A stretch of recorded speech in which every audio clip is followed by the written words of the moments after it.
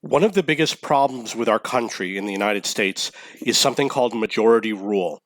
And this has to do with corporations and it has to do with government. This causes so many problems that the vast majority of the problems in our country have to do with this system in terms of the fighting between Democrats and Republicans, in terms of corrupt businesses, etc. And the reason why is because majority rule states that you need a 51% ownership or 51% majority in order to win. So what happens is one group can control another group. And the independents obviously are becoming the sway votes. But what happens in the government is instead of everybody, doesn't it make sense that everybody should agree as to what we do?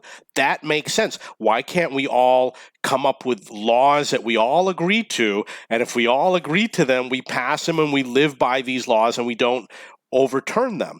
But when you have one party, an example is the Affordable Health Care Act, no Republican voted for it, and Trump overturned the individual mandate because they don't want it. And so now the Affordable Health Care Act essentially no longer exists, even though parts of it does, but it's unenforceable, basically.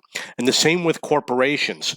If you own 51% share in a company, you have control over 100% of the money.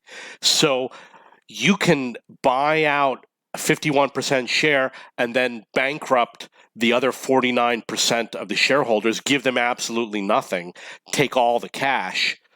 It obviously doesn't work exactly like that, but the person who gets 51% has too much power in this country. In other countries, I believe in Japan, they do not do a majority rule system. It's the majority rule system that's ruining our laws and ownership of corporations. Like a company will buy another company and gut it. It's because of the majority rule system.